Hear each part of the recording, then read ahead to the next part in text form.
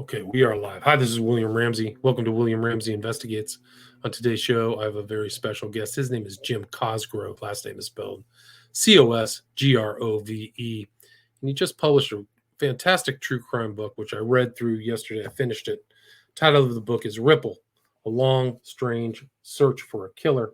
If you're watching this on YouTube, you can see me holding up a copy of the book right now, book cover.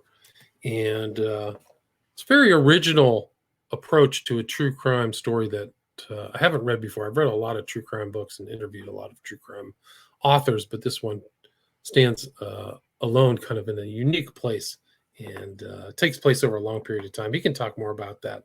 But Jim Cosgrove learned the art of storytelling as the youngest of 8 children in a large, extended Irish Catholic family. While working as a feature writer for the Albuquerque Journal in 1995, he picked up the trail of a cold case involving the disappearance of a family friend, Frank McGonigal, a lovable, hapless, Grateful Dead fan who left his Kansas City home in 1982 and never returned. Ripple, which gives a nod to the 1970 Grateful Dead song, is the culmination of this long, strange journey and Cosgrove's first true crime book. Cosgrove is a nationally recognized award-winning children's entertainer known by his young fans as Mr. Stinky Feet. He is also the author of 3 children's books, and Everybody Gets Stinky Feet, a collection of inspirational essays from his time as a parenting columnist for the Kansas City Star. But you can see his website at jimcosgroveauthor.com. And again, the true crime book we're going to talk about today is Ripple, A Long, Strange Search for a Killer. So Jim Cosgrove, welcome to the show. Thanks for agreeing to the interview.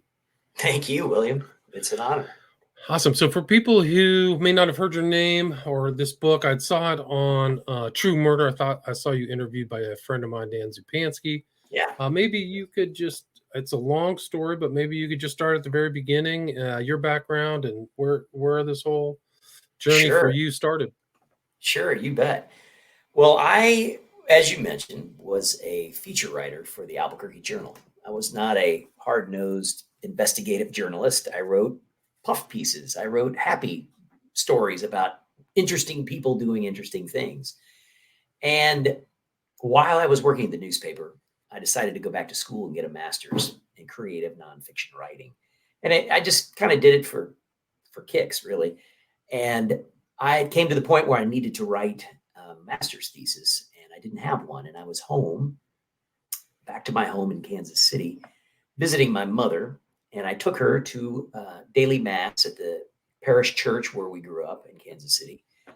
And as we were walking out, I saw a statue in the courtyard of St. Francis of Assisi. And at the base of the statue was a plaque that read, "In memory of Frank McGonigal." And I remembered all of a sudden that when I was in high school, Frank McGonigal was the topic of discussion at our dinner table and amongst our friends, because he had left home one day. It was actually 40 years ago, a couple weeks from now, 40 years ago in June of 82, that he just took off, left home. He was living at home as a 26-year-old, and his family never heard from him again.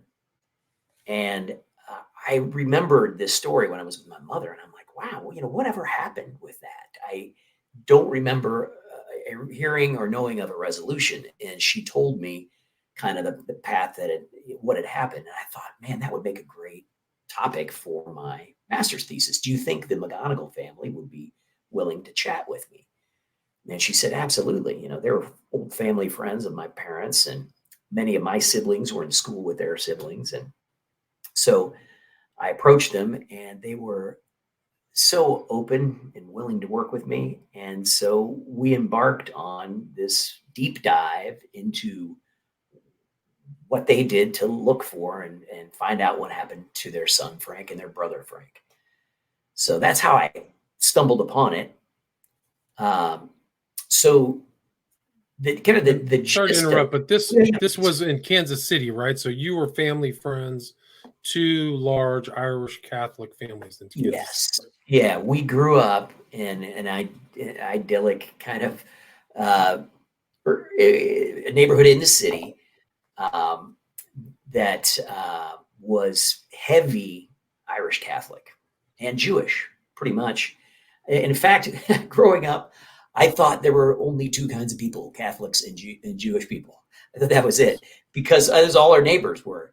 And as I found out later as an adult that most of the Protestants had moved across the state line into Kansas from Kansas City, Missouri, into Kansas, because the public school system in Kansas City, Missouri at the time was really struggling, and so a lot of the people left. But the folks who stayed behind in Kansas City, Missouri, the Catholics and the Jewish families, we had our own schools, so we stayed behind.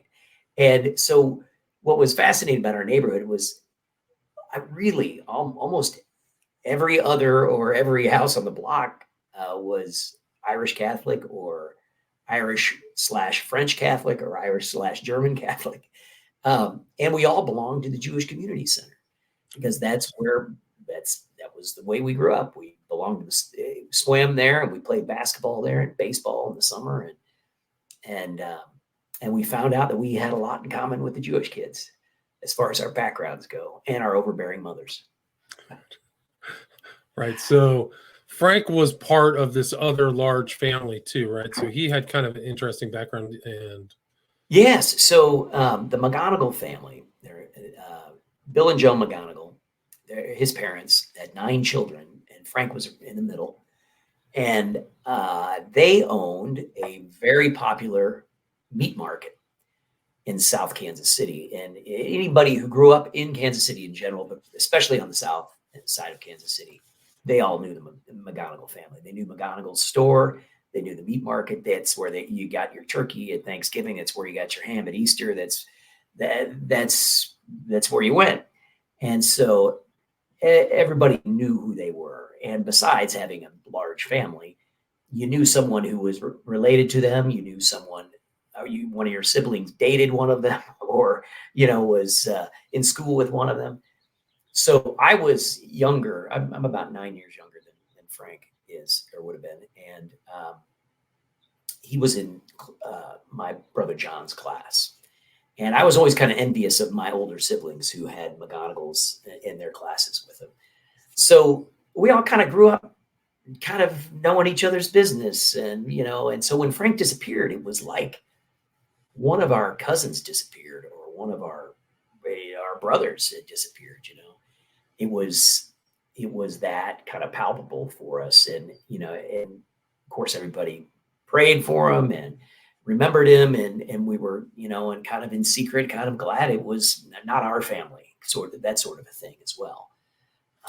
And Frank was kind of an adventurer too, though. He would just take off and drive, and yes, he was a deadhead, right? Following Grateful Dead. And yeah, he was a deadhead. He and his brothers would go to Dead shows and around the country. In fact, he and his brother had just returned from a trip to California to see the Dead in Berkeley. And so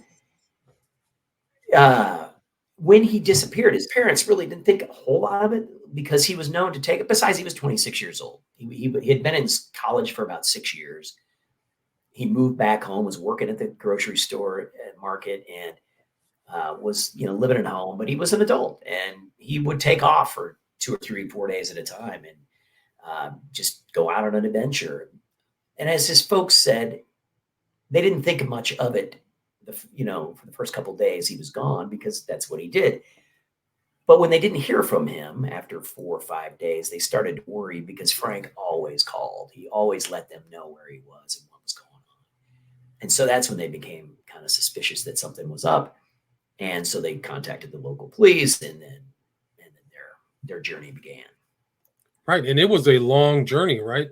Yes. They spent 9 years looking for him. And they looked for him. Well, they scoured newspapers. The police weren't a whole lot of help, of course, because he was an adult and there was not much they could do. Now, they enlisted the help of the Catholic network in other cities. And so they asked people to be on the lookout for him. They scoured newspaper articles to see if there were any, missing persons, or people showed up with amnesia, or had been in a car accident. They went to Grateful Dead shows looking for him. Figured that'd be a good place to check him out. They every time they passed a hitchhiker, they looked to see if it was Frank. And with the help of a police detective in Kansas City, Kansas, across the state line, they were able finally to make a match.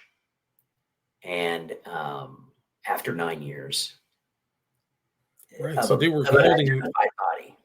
Yeah. right. So they were holding masses. They had no idea which way he had gone. They really just had nothing for 9 years. It was just an emptiness, right? They were Yes. trying to They remember where he was the day every day he left and that kind of thing. right. They assumed he had gone west because he loved the West. And so they didn't realize that he had actually gone east because he had never gone east before. It was a new adventure for him. And before he left, the last thing he did was go to the bank and empty his bank account, which he had never done before. And he withdrew $3,800 in cash. And he had asked for traveler's checks. He had asked the bank teller to put a portion of that into traveler's checks, but the bank officer who issues the traveler's checks wasn't there that day, so she gave him $3,800 cash, part of which he peeled off and put into one of his socks because that's where he kept his money. He kept a wad of cash in his socks, and his brothers said, "Absolutely, that's what he did."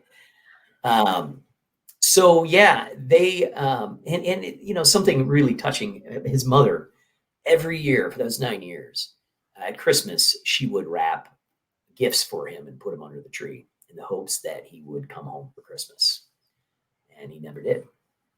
Right. And there was speculation like, what did they do? There was a lot of loss, and Oh, of family was worried. course. Yeah. So, and you can imagine. I mean, just so a big family.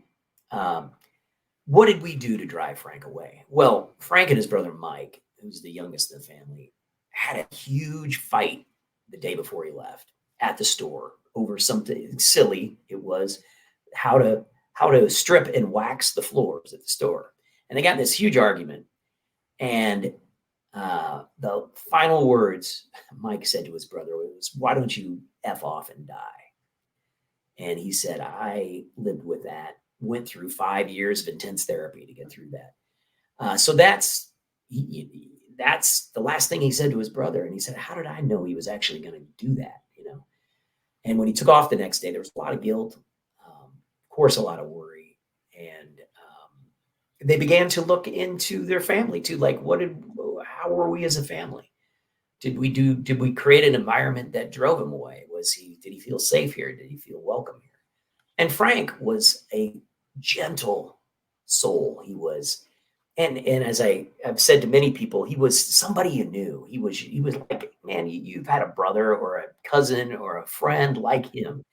He was adrift, kind of soul searching all the time, never quite fit in. He was a gentle, quiet soul in a family of really loud, outgoing Irish people. And he kind of didn't really fit in with that. He was more a person who stayed on the fringe. And so they kind of had to look at how they felt they treated him. And so really, and this move for him was kind of a big one. It was like, I'm finally going to break out and go out on my own. I'm going to empty my bank account and I'm leaving and I'm going to go make my way in the world. That's how I look at it. Right. So like, and he also kind of was in a tough spot in his life too. Like he was a bit troubled and it seemed to have like a lot of kind of a drug history too, right? Yes, right. He dropped a lot of acid, of course, smoked a lot of weed. Yes, a lot of psychedelics in his past, and he often had kind of flashbacky type moments that he shared with his siblings, and he had suicidal thoughts because, again, and actually one of the really, I feel like I was honored to be able to talk to everyone in his family, every one of his siblings and his parents, but also his therapist opened up. And his parents said it would be okay if I spoke to his therapist. And he shared a lot with me. He said, he was almost too good for this world. He just couldn't figure out, he wouldn't ever hurt anybody. And it was never in his purview that somebody would hurt him. He was like Percival out in search of the Holy Grail, that he finally had broken loose to go to go prove himself as a young man. And so, yeah, he was deeply troubled. And Right. So that he was like in a searching phase of his life at that yes, time. So, yeah, his younger brother referred to him as a lost sailor drifting. right. Yeah. I mean, he was just kind of like in that one of those phases of life, like going to the next step. But then, so he was missing for 9 years, and then the local detective had a find, right? Can you talk Right. about how that Yeah. happened? So there was a detective. So one of the McGonagall kid's husband was a police officer in Kansas City, Kansas, which is across the state line. He was able to file a missing persons report in Kansas City, Kansas, saying that Frank was last seen in KCK, although he wasn't. But he was able to do that and get a police report filed. And an officer who had newly been assigned to the missing persons unit was going through some old files. He found like 7 or 8 files. I can't remember now. It says in the book uh, of unsolved, or maybe 10 unsolved files. And he asked if he could dig into them. And they said, sure. And he started entering some of this information into the National Crime Computer. And within a day, he had hits on several of those cases. And one of them was Frank's. He found a hit for an unidentified body in Murrells Inlet, South Carolina, Georgetown County, South Carolina, which is on the southern coast and is just between Myrtle Beach and Charleston. And so he asked for, they had dental records. The McGonagalls had dental records. They had a match, and then he contacted the family, gathered them all together, and said, "We have found whom we believe to be Frank, and he had been murdered in Murrells Inlet, this small town, a small fishing village, and the sheriff and the coroner had spent 9 years trying to figure out who this unidentified body was, and in the meantime had him buried there in a kind of a John Doe grave that said white male, died June 1982. Right. It was a mystery to have him even get into this small town on the coast of Georgia, right? Or South Carolina? South Carolina. South Carolina, yeah. Right. Yes. Like, how did he end up there? And one thing about Frank, as disheveled physically as he was, and how he may have been a drifter, he kept incredible details, including a mileage log. He kept a mileage log in his car. And so they were able to find, when they found his car, they were able to look at that mileage log and figure out how many miles he'd driven since he left home, till when they found the car. And he made pretty much a straight, he would have made a detour, but pretty much a straight line to the coast, whether he went south, like to Florida, and then worked his way up the coast, or he went straight across to, say, Virginia Beach or North Carolina, and then worked his way down. He pretty much, within 5 days, he had made it to the coast. And that's when his body, they determined when he was killed. It was about 5 days after he left home. Right. So, I mean, and even that is very strange too, right? Like the whole, he just, he didn't last. I mean, he traveled, he was passed away within a week of leaving home. And they didn't know that for 9 years, right? Right. Yeah. Yeah. And they had found his body in some woods, and he was propped up against a tree. His car was gone. Of course, he had been stripped of all identification. They found he had a bullet wound that grazed the side of his head, his temple, and then a wound that shot into his eye that killed him. And they found there in this clearing in the woods, they found a sleeping bag that belonged to Frank, and a fire ring had been built. So with some bricks and rocks, he'd built a fire ring, and there was some kindling in there, like he was about to start a fire. So he was there to camp. It looked like he'd gone there to spend the night in camp. But it was in a place in the woods that he wouldn't have found on his own. I mean, he was an adventurous guy, but there's no way he would have found this without somebody showing him how to get there. And so Frank was the kind of guy who would have stopped and asked someone like, "Hey, man, is it a place I can find, you can camp in the woods or a place where I can stay?" And he would hooked up with some people like, "Yeah, and hey, is there a place where we can buy some weed in town?" And That's like the just Grateful Dead ethos, right? You just show yes, up and ask exactly. You show up, you people. ask Yeah. people, and they treat you well. And Right. so it was apparent that somebody had shown him um, where this place was. So his body was found by two uh, young guys, teenagers, who were related. Tommy McDowell, he was 18 years old at the time, and his cousin Chris Nance, who was 14 at the time. They were out, according to the police report and according to what they told the police, they were out playing in the woods or walking in the woods. And these are woods where they grew up, and very near where they grew up, and this is where they spent a lot of their time. And they stumbled upon his body. Then they ran back across the road to the family restaurant. Chris Nance's family owned one of the most popular seafood restaurants, and it's still there in Myrtle's Inlet. And called the police from the restaurant and said, "Hey, we found this body." Right. So I they don't, found I don't know how much detail you want me to give from that point. go into detail. I mean, I think it's Yeah. important. These characters, the father, the environment at that time. I mean, Yes. this was what, 82. So Yeah, there's something you got. Yeah, yeah. think about Myrtle's Inlet, a fascinating place. It is dubbed the seafood capital of South Carolina. It is in an unincorporated town. The county line literally runs through the north side of town. So part of Myrtle's Inlet is in the county to the north, and part of it is in Georgetown County. So for years, it has been a place where jurisdiction has always kind of been up in the air, like which sheriff is going to cover which, like, whose responsibility is this town? Is it yours or mine? And fascinating that Myrtle's Inlet had a history, like hundreds and hundreds of years of history of being kind of a pirate town. It was because it is an inlet.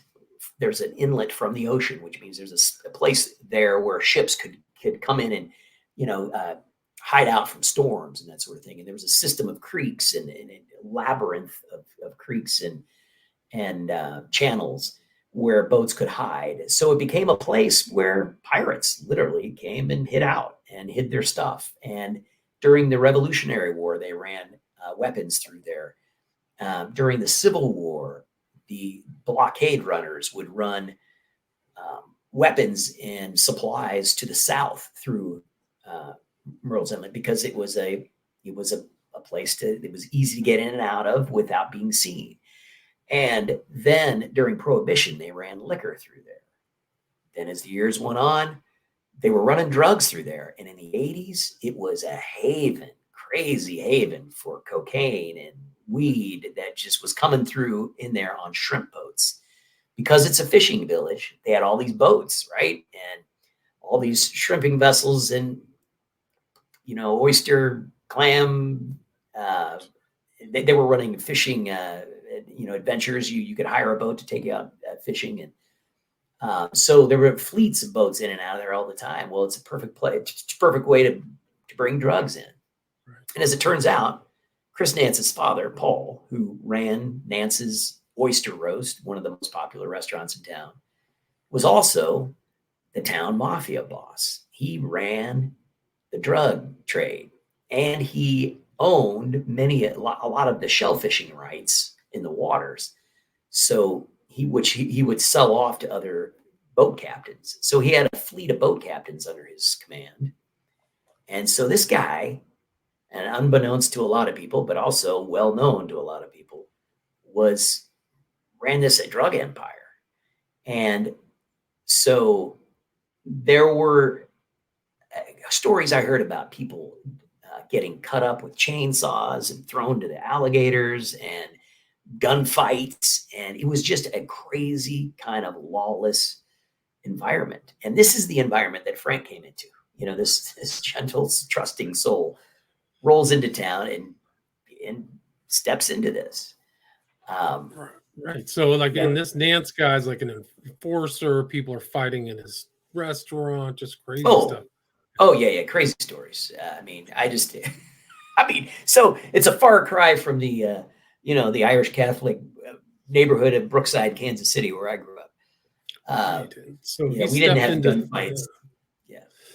So what happened next? So he was found. The record of his death was found 9 years later. How did Well, that? so yeah, so they had an unidentified body, and so they didn't. They went through the the protocols, and but this was before the national crime computer had been established in the United States. So at the time, all these jurisdictions were working autonomously, and there really was no national clearinghouse for this stuff. But it was on the horizon. This new computer was supposed to come online in sometime in early 1983. So a lot of the advice the McGonagalls got was just hang tight. We're going to have this national crime computer. We're going to be able to find Frank, and but there were some miscues and some misfilings, and his information never got on there. So Frank's body was in the morgue in Charleston, South Carolina, at the university there for 5 years. And finally, the doctor who was the head of that contacted the coroner in Georgetown County and said, "Hey, we got this body. It's been in here for 5 years. You need to do something with it." So the coroner went, picked it up, and brought it back and buried Frank's body there in Georgetown. And so there had been some speculation at the time that the boys who found Frank's body were, in fact, the ones who killed Frank. Tommy McDowell, the older of the two, 18-year-old troublemaker, had a long history of stealing checks, breaking into people's houses, lighting fires, stealing bikes, cars. He was just a troublemaker, local troublemaker, and pretty much everybody in town kind of agreed it was Tommy who did it, but they never had evidence to pin it on him. So when I stumbled upon this story, I went, interviewed the McGonagalls, went to Murrells Inlet in 1995. In February of 1995 was my first trip there. And I started poking around, started asking people. By the time I'd gotten there, Tommy was dead. He had died in prison, actually, the previous fall. He had gone to prison on a check kiting scam that he was running, and he died in prison. And so I was never able to meet him or interview him. I did meet Chris Nance, and he gave me a lot of information about what was going on at that time. And something in my gut told me that as troubled as Tommy McDowell was, and as much trouble this kid had gotten into, he didn't do it. It was just my gut was like, everything I learned about this guy was, he was kind of maybe mean, but he was just trouble and troubled. But he never did anything physical. Like he never got in a fight that I knew of, or never physically beat up, stabbed, shot anybody. And so it seemed out of character for him to actually kill somebody. So that's kind of where my gut was at the time. Shall I tell you who I met while I was in Rose? This is where it gets interesting, right? Okay. It goes from a true crime family story to supernatural almost, or yes, whatever, spiritual, whatever you want to call it. Right. So as a journalist, I had been trained to keep myself out of the story. And that was my intention from the beginning of this. This is not my story. I'm here to tell someone else's story, to someone else's journey. So to stay out of it, well, I got sucked into it, and I got sucked into it big on that visit to South Carolina. So while I was there, I checked into a bed and breakfast, and it was off season, so I was the only one there. I had this whole place to myself. This lovely inn owner who was super kind. And anyway, while I was there, two women moved in across the hall from me one night, and we chatted, struck up a conversation. We went out and had drinks that night, and I find out when I first meet them that one of the women is an energy reader. That is another term for psychic, although she does not like to be called a psychic. It's a euphemism. It's a much more pleasant term than psychic, right? Right. And she reads energy. And her friend had told all kinds of stories. Oh, you got to talk to her. She's worked with FBI before. She's worked with sheriff's departments. She's helped solve crimes. Okay, yeah. You know, I'm whatever. I'm a journalist. Like, hey, okay, I don't know what this is, but you know, I was trying to be reasonably skeptical. And so the next day we were at brunch with the owner of the bed and breakfast, and she asked me how my research was going. And I said, hey, I've interviewed a lot of people in town over the last 4 or 5 days I've been there. I said, you know, everybody in town thinks Tommy McDowell killed the boy in the woods. And that's what they called Frank. He was known as the boy in the woods. And I said, you know, I get the feeling that he didn't kill him. I said, I get the feeling that the guy who killed Frank is still here, still living here in town, and he's still alive. And people are kind of covering up for him. And Carol, my new friend, the energy reader, said, you're right. And I said, okay, well, what do you mean I'm right? She said, you're right.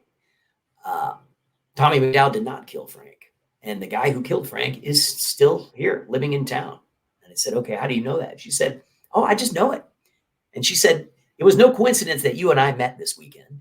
Wow, we were meant to, I'm here to help you. And I said, okay, I don't know what your deal is, but if you're here to help me, will you go to the woods with me where they found Frank's body? And she said, of course. So that afternoon, I took her to the woods where they found Frank's body, and she recreated for me in amazing detail the entire murder scene. Didn't she say like Frank's spirit bumped into her or something like that? Yes, it was the first thing when we got in there, which was I was following very close behind her because I was like, what's going on? She was bold, like, all right, let's go into the woods. Nope, it's not here, it's over here. And she took me over to another area. And then she kind of fell back into me, and almost knocked me over, and I kind of caught her, and she started laughing. She said, somebody pushed me. I'm like, okay, well, there's nobody here but you and me. So who pushed you? And she said, it was Frank. He was kind of like saying, hey, I'm here. I'm here, you know. And he just wanted to let me know. She said it was playful. It was meant to say like, hey, I'm right here. So yeah, and she proceeded to tell with amazing detail what happened. And she gave me details about the McGonigal family, the argument that he had with his brother Mike before he left, an argument he had with his mother before he left. She described the people involved. She said there are 3 people here. One of them she described fit Frank's description perfectly. The other fit the description of Tommy McDowell. And there was a third guy, and whose description I did not recognize. It was not anybody I had met since I'd been there. But there was a third person there. And she said pretty much as all of his siblings had thought you know, the situation had gone down.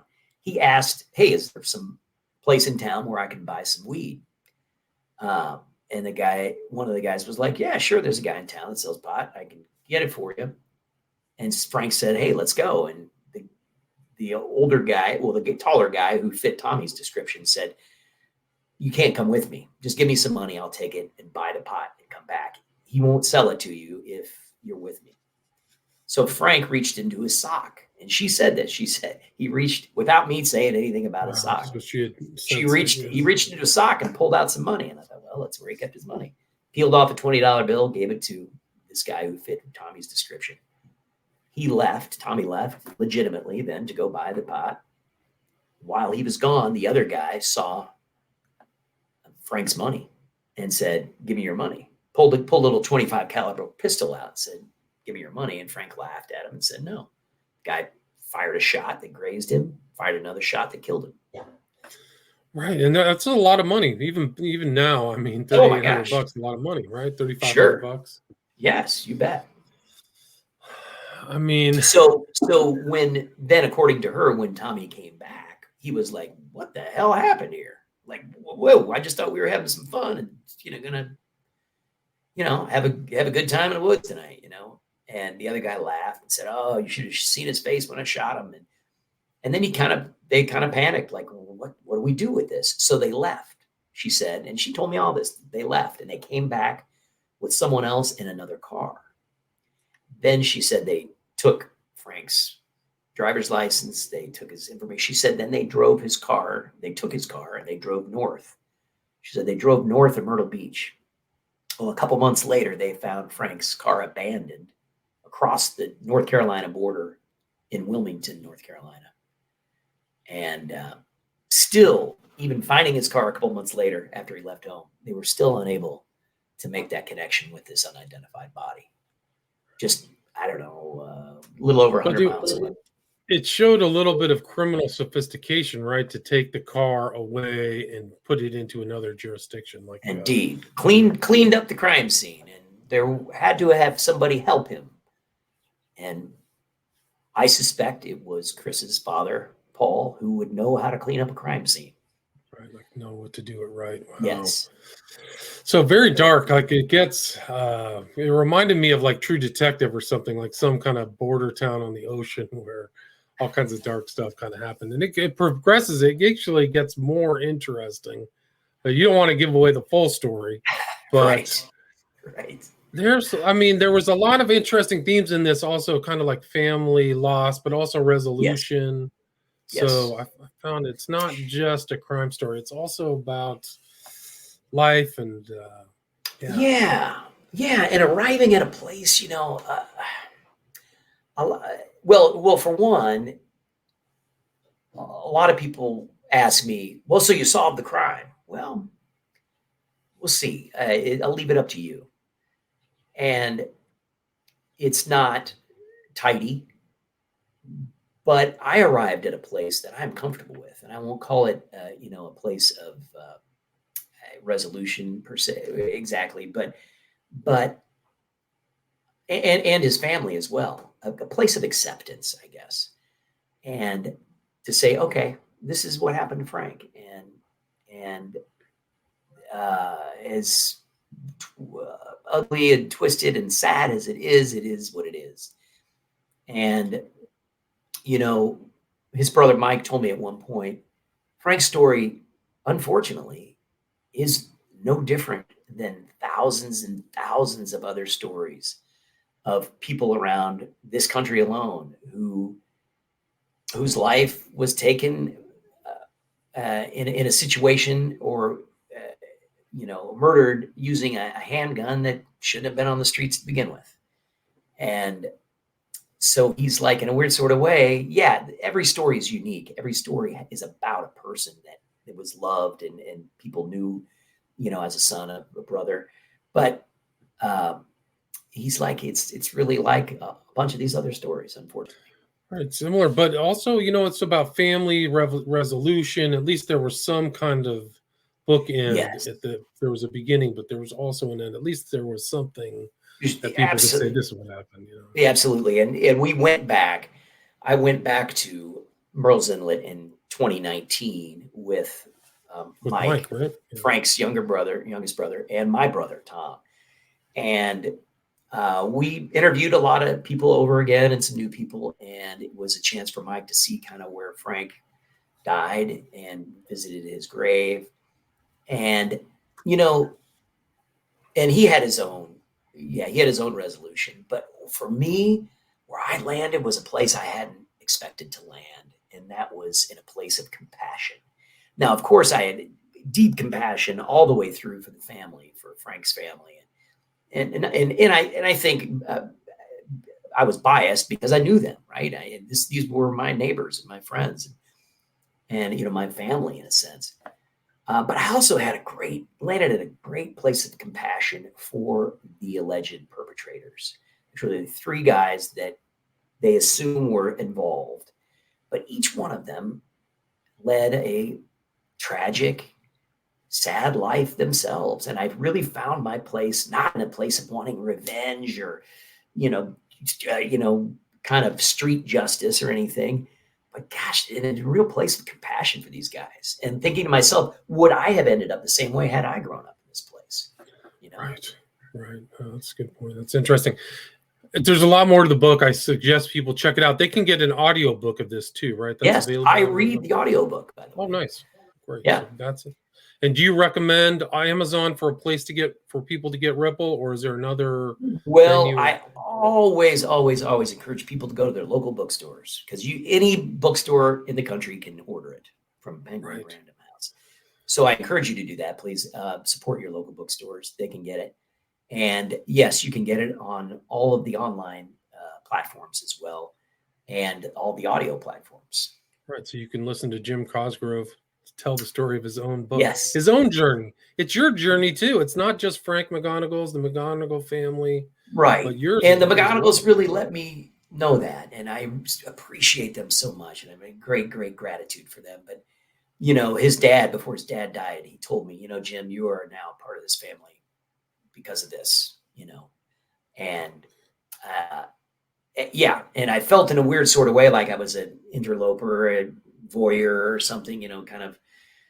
But I really did get sucked into it, and but your involvement also allows other people to see that first person human story as well. So yeah, kudos to you. And this thank book you. just came out April 5th here on Amazon 2022. So you're in the Yes. first 12 days. So people can Oh really check yeah, this out. Highly recommend. It's really well written for a first book. You can tell you have some other prior skill writing. thank you. I think it comes through in this book because I read the whole Thank thing. you. I finished it all. Here it is again. I was sent to me by his publisher. So people check out this great true crime book. I like the difference of being like your standard true crime book that you and I talked about in the pre-show. Yeah. But again, author's name is Jim Cosgrove. Book title again is Ripple, A Long Strange Search for a Killer. Thanks so much for your time, Jim. William, thank you. Appreciate it. Take care. Stay there.